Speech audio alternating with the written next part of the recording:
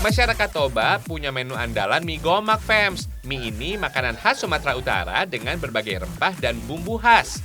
Mie gomak kerap disajikan sebagai menu sarapan pagi di daerah tepian Danau Toba, mulai dari daerah Porsea, Tarutung, sampai ke Tapanuli Selatan.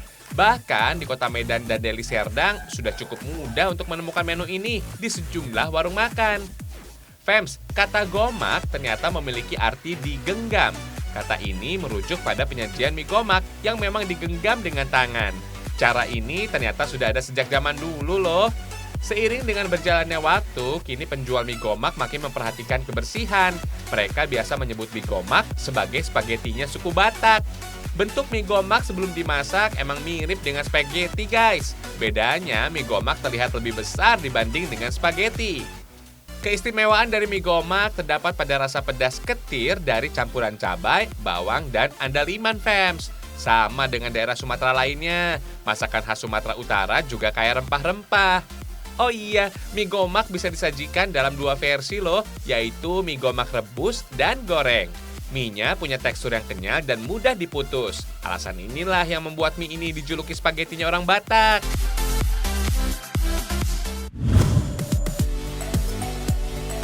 Masyarakat Sunda punya oncom sebagai kuliner kebanggaan mereka. Meskipun dinilai kuliner untuk kalangan menengah ke bawah, oncom juga bisa dikreasikan dengan makanan khas dari Italia, Fems. Fems, oncom sebenarnya makanan sejenis tempe karena dibuat dari proses fermentasi alias pembusukan. Tampilan oncom mentah emang kurang menarik, tapi oncom bisa sebagai sumber makanan berprotein tinggi. Makanan hasil fermentasi ini memiliki gizi yang tinggi. Meskipun terkesan jamuran, oncom ternyata punya kandungan fosfor yang cukup, sehingga bisa membantu pertumbuhan tulang secara lebih baik. Bahan pangan berbahan dasar kacang kedelai dan ampas tahu ini menjadi bukti sejak beratus-ratus tahun yang lalu, nenek moyang kita udah mampu mengubah bahan limbah yang rendah gizi menjadi makanan bergizi ya, Fems. Keren ya! Fems, meskipun kurang sedap dipandang, oncom ternyata berhasil dipadu-padankan dengan kuliner khas Italia loh. Sama seperti pizza pada umumnya, roti harus berlapis saus tomat terlebih dahulu, Fems. Untuk menciptakan rasa pedas, saus sambal juga bisa jadi perekat antara roti dan olahan oncom yang sudah dibuat. Oh iya, Fems, jenis roti yang digunakan adalah focaccia. Roti asal Italia ini lebih lembut karena ada tambahan olive oil dalam pembuatannya. Selain cocok disatukan dengan oncom, jenis roti ini juga nggak kalah klop kalau ditambahkan parutan keju, jagung manis, dan ikan tuna sebagai toppingnya. Karena semua bahan yang digunakan sudah matang, jadi pizza hanya dimasukkan oven sekitar 7 menit saja.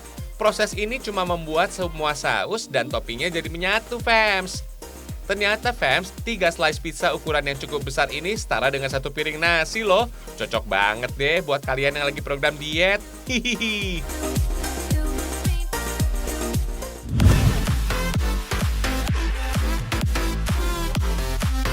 Masyarakat Sunda juga jago bikin kreasi kuliner yang menyatukan dua budaya. Faktanya, klaper tart yang jadi kuliner khas masyarakat Minahasa bisa dibuat dengan peyem yang berasal dari ketan, Fems. Hasilnya, klaper tart memberikan sensasi manis dan asam dari peyem alias tape ketannya. Fems, klaper tart yang menggunakan bahan dasar susu dan kelapa ini dulunya menjadi makanan bangsawan orang-orang Belanda. Sebagai kota bekas penjajahan Belanda, Manado punya cerita panjang di balik kelezatan cemilan khasnya. Nama klaper tart diadopsi dari bahasa Belanda, yaitu kata klaper yang berarti kelapa, sedangkan tart artinya kue. Kuliner hasil akulturasi budaya Belanda dan penduduk lokal ini akhirnya bisa bertahan hingga saat ini, didukung oleh hasil bumi berupa kelapa yang mudah didapatkan di Indonesia. Di Manado, klaper tart ini jadi salah satu hidangan istimewa. Soalnya, klaper tart disajikan pada saat ada perayaan hari-hari besar atau acara-acara tertentu saja. Seiring perkembangan zaman, klaper tart gak cuma bisa ditemukan saat hari-hari besar saja. Hari-hari biasa pun, klaper tart udah banyak sekali ditemui, hingga ke seluruh pelosok Indonesia. Fems, ngomongin tentang ketan hitam, ternyata kuliner yang satu ini sudah ada sejak zaman Majapahit. Dulunya si hitam ini bisa dinikmati oleh semua kalangan, mulai dari raja hingga rakyat jelata. Ketan hitam juga jadi lambang guyub, teksturnya yang lengket melambangkan kebaikan dan kedekatan yang erat. Oh iya fams, kandungan yang ada pada ketan hitam juga bisa menjaga kecantikan kulit, menyuburkan rambut, dan nutrisi yang memberi tenaga untuk tubuh beraktivitas. Bukan kaleng-kaleng deh. Fams, klaper tart dimatangkan melalui 2 kali pemanggangan. Kalau sudah setengah matang, bisa diangkat deh. Bagian atas klaper tart diisi dengan whipped cream alias krim kocok fams. Karena dibuat sepenuhnya dari telur, harus dikasih perasan jeruk nipis untuk mengurangi aroma amisnya. Gak lupa fams, berikan potongan kismis dan almond biar makin afdol disebut dengan klaper tart. Hihihi. Pemanggangan kedua tidak butuh waktu yang lama fams. Asal bagian atasnya sudah berubah menjadi lebih coklat, klaper tart sudah siap makan deh. Itu lihat, menggoda selera banget ya fams.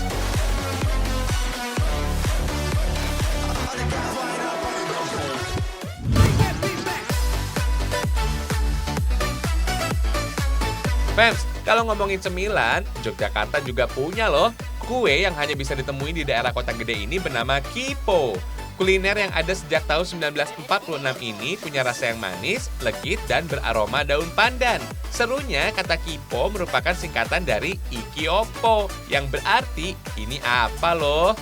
Kipo sendiri ternyata terbuat dari adonan kulit yang terbuat dari tepung ketan yang sudah ditambahkan pewarna pandan fams. Adonan ini kemudian dipipihkan dan diberikan isian berupa enten-enten, alias parutan kelapa muda yang dicampur dengan gula Jawa yang dicairkan. Kuliner ini memang sudah mulai langka dan susah ditemui. Kue tradisional ini katanya sudah ada sejak masa kerajaan Mataram kuno dan Mataram Islam dulu, tapi sempat punah dan baru muncul lagi pada tahun 1946. Kipo dimatangkan dengan cara dipanggang di atas tanah liat hingga matang. Cara ini dipercaya bisa mengeluarkan aroma alami yang menggugah selera. Oh iya, jajanan Kipo ini termasuk jenis makanan basah fams, jadi nggak tahan lama dan harus segera dikonsumsi. Kira-kira umurnya berkisar 12-24 jam saja. Fams, Kipo yang paling terkenal adalah buatan Bujito. Dialah yang pertama kali mengenalkan Kipo sesaat setelah kemerdekaan Indonesia. Walaupun sudah lama diciptakan, Kipo mulai dikenal banyak orang pada tahun 1987-an. Kepopuleran Kipo meningkat drastis berkat Bujito setelah mengikuti sebuah pameran makanan tradisional. Nah, dari sinilah Kipo juga mulai masuk ke segmen pasar menengah ke atas.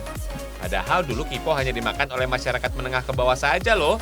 Kalau sekarang semua kalangan sudah bisa menikmati kue khas kota gede. Saat ini, kue Kipo biasa digunakan untuk acara-acara keluarga seperti nikahan ataupun selamatan.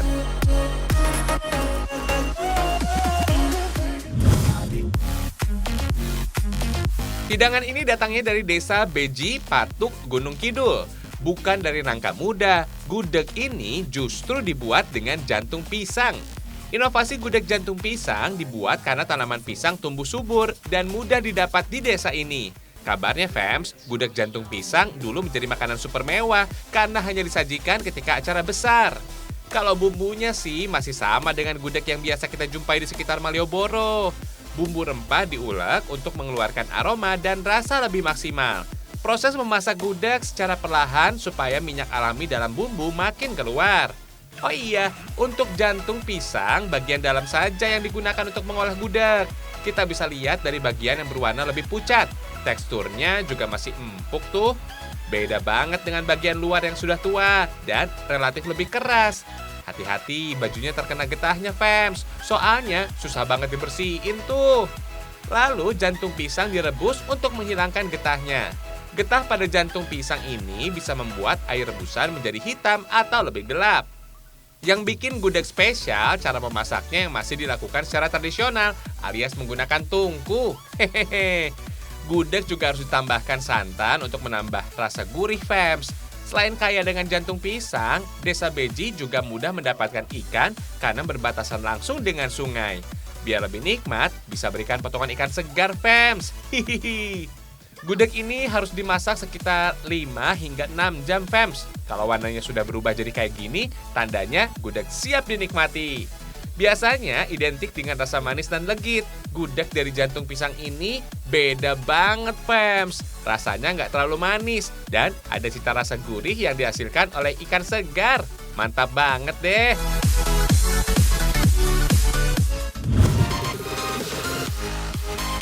Fems, nggak semua jenis jantung pisang bisa dipakai untuk gudeg. Yang paling bagus sih jenis pisang kepok dan pisang raja. Kalau pisang Ambon dan jantung pisang tanduk nggak bisa digunakan karena rasanya cenderung pahit saat dimasak nanti.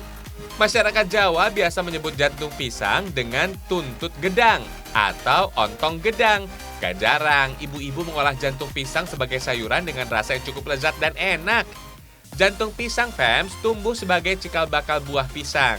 Bunga ini harus dipangkas agar pisang yang dihasilkan jadi lebih besar Fems.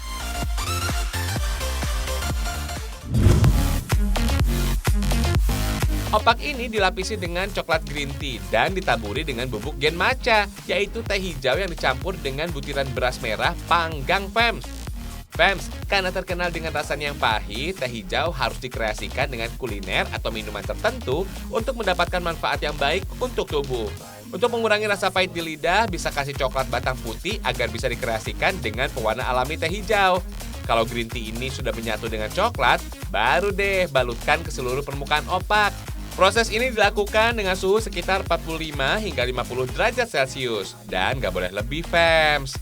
Nah, kalau coklat dimasak terlalu panas, maka bisa terjadi pemisahan antara lemak coklat dan membuatnya mengeras. Sebelum coklat benar-benar keras, harus ditambahkan gen matcha. Penambahan beras merah yang dibakar atau disangrai ini ternyata bertujuan untuk mengurangi penggunaan daun teh hijau yang rasanya pahit Fems. Meskipun bentuknya sederhana, ternyata punya segudang manfaat Fems. Antioksidannya bisa memperbaiki sel-sel yang rusak sampai mengurangi kolesterol dalam darah. Fems, jenis teh ini nggak hanya bersifat antibakteri saja. Teh gen matcha juga bersifat antivirus, sehingga bisa digunakan untuk meredakan serangan virus.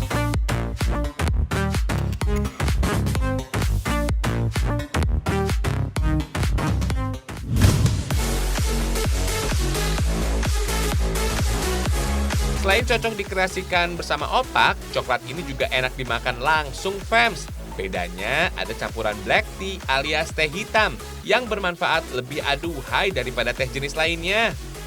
Masih bercampur dengan coklat compound berwarna putih, bubuk teh berwarna hitam ini didapat dari hasil fermentasi, sehingga warna teh berubah jadi lebih gelap loh. Nggak kalah dengan teh hijau, teh hitam juga punya antioksidan polifenol bernama theaflavin Fems. Senyawa ini terbentuk alami selama proses fermentasi berlangsung dan menyumbang sebanyak 3 hingga 6% dari seluruh kandungan polifenol dalam teh hitam. Fems, rasa teh hitam atau black tea dikenal lebih kuat karena kandungan kafein, karbohidrat, kalium, dan mineral. Pastinya bisa meningkatkan sistem kekebalan tubuh dan menjaga kesehatan mulut. Pembuatannya simpel banget ya, tapi black tea coklat ini juga punya tingkatan level loh. Mulai dari level 1 sampai level 4. Tiap level menggambarkan banyaknya kandungan teh yang dicampurkan pada coklat. Semakin tinggi levelnya, semakin gelap pula warna coklat yang dihasilkan. Nah, untuk membuat coklat yang lebih cepat membeku, bisa dibantu dengan meletakkannya di suhu yang rendah, sekitar 30 hingga 40 menit, Fems. Fems, coklat yang gampang meleleh pada suhu ruangan membuatnya harus dibungkus 2 lapis berupa aluminium foil dan kertas. Aluminium foil bisa menahan suhu hangat ruangan, sedangkan pembungkus kertas sebagai label dan menambah estetika coklat. Kalau sudah rapi, simpan yang benar supaya coklat bisa bertahan hingga 1 tahun lamanya. Buat yang nggak terlalu suka manis, lebih baik coba coklat hitam level 1 ini yang kandungan teh hijaunya lebih banyak ya.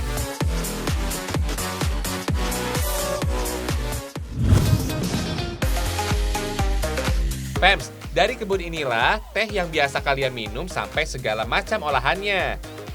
Di Bandung punya lebih dari 5 lokasi kebun teh. Pantas aja dulu Indonesia sempat menjadi produsen teh terbesar di dunia. Orang-orang Belanda menganggap tanah Indonesia subur. Makanya mereka sengaja membangun kebun-kebun teh seperti ini. Emang sih alamnya yang sejuk dan kondisi tanah yang subur akibat aktivitas vulkanik bikin Kabupaten Bandung jadi tempat ideal untuk kawasan perkebunan. Nah, karena hamparan hijau perkebunan teh yang luas dan mudah ditemukan di sekitar Bandung menghasilkan garis-garis geometris yang mengikuti lekuk perbukitan Fems. Akhirnya, hampir semua kebun teh jadi tempat wisata populer dan wajib untuk dikunjungi. Meskipun punya masing-masing label warna, ternyata teh putih, hijau, dan teh hitam didapat dari daun teh yang sama, yaitu Camellia sinensis. Yang membedakan hanyalah proses pengolahan dan bagian batang yang harus dipetik. Teh putih biasa diambil dari pucuk daun dan langsung dikeringkan tanpa disangrai. Kalau teh hijau harus dipanggang dan dikeringkan, sedangkan teh hitam harus difermentasi untuk proses pengolahannya.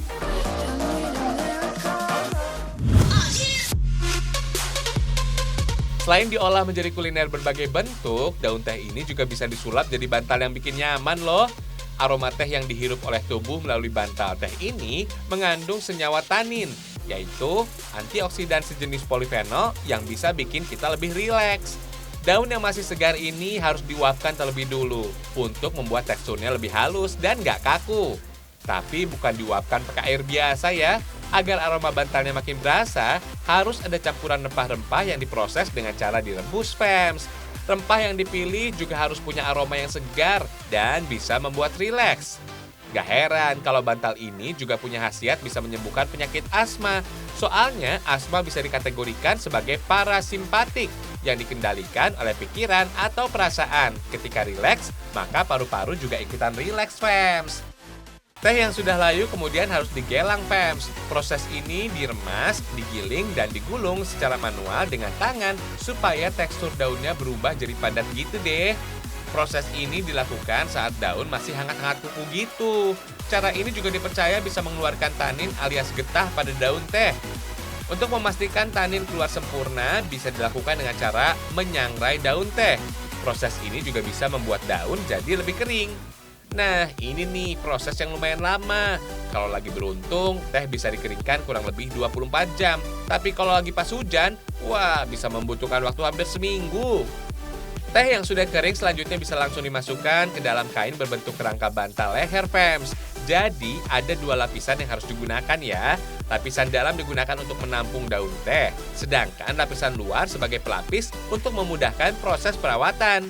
Kalau kain bantalnya sudah kotor banget, cukup cuci pelapis bagian luarnya aja tuh. Sebelum dimasukkan ke dalam plastik, bantal harus dipastikan tidak ada yang bolong, supaya daun teh nggak berceceran keluar dari kainnya.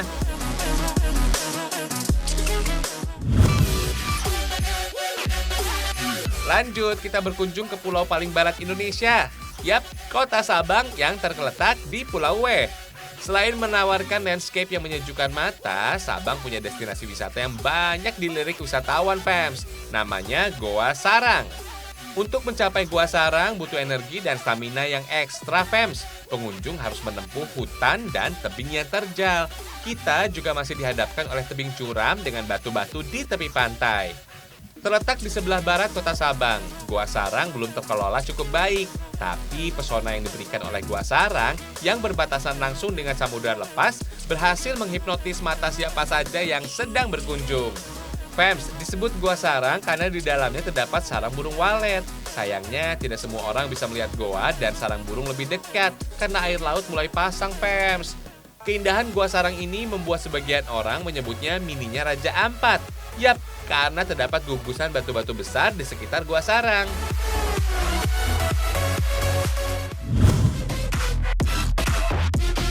Kalau belum puas liburan di Goa Sarang, kita geser sedikit ke Pantai Iboi di Pulau Rubiah, fams. Lokasi ini paling sering dimanfaatkan pengunjung untuk snorkeling atau bermain kano. Pantai yang juga terkenal sebagai Tepin Laye ini terletak di seberang tepi barat Pulau Weh, fams. Di sini punya banyak spot snorkeling dengan ombak yang tenang banget. Yap, snorkeling adalah salah satu cara terbaik menikmati keindahan biota laut di Pantai Iboi, fams. Nggak perlu menyelam ke dasar laut. Di bibir pantai kayak gini, ikan-ikan udah berkeliaran di depan mata. Gak jarang wisatawan yang berkunjung ke sini menyebut Pantai Iboi sebagai akuarium karena kejernihan air dan beragam makhluk laut yang mudah ditemui. Belum lagi karang-karangnya yang sehat yang jadi tempat berlindungnya para Nemo, fams. Hihihi. Kalau nggak pengen basah-basahan, bisa berkeliling pantai dengan kano, fams. Gak usah takut nggak bisa ngelihat ikan ya. Air laut yang jernih membuat pengguna kano mudah melihat pemandangan ikan yang berenang ke sana kemari dari atas kano. Tapi hati-hati ya, jangan sampai menabrak karang, fams. Bukan cuma kano aja yang bakal kegores, bisa-bisa karangnya juga hancur tuh.